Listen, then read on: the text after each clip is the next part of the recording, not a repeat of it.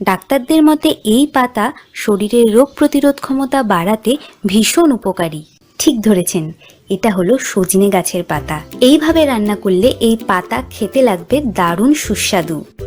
পাতাগুলোকে ভালো করে ধুয়ে নিলাম।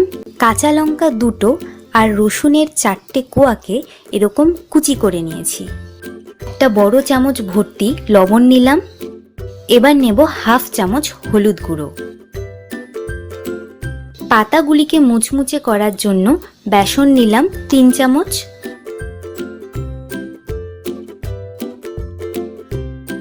এবার সব উপকরণগুলিকে মিক্স করার জন্য হাতে অল্প একটু জল নিয়ে পাতার উপর ছড়িয়ে দিলাম।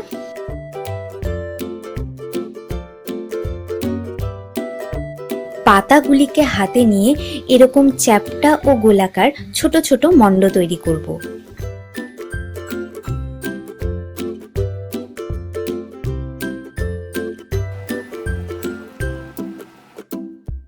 এবার কড়াই গরম করে তাতে একটা বড় চামচ ভর্তি তেল দিলাম।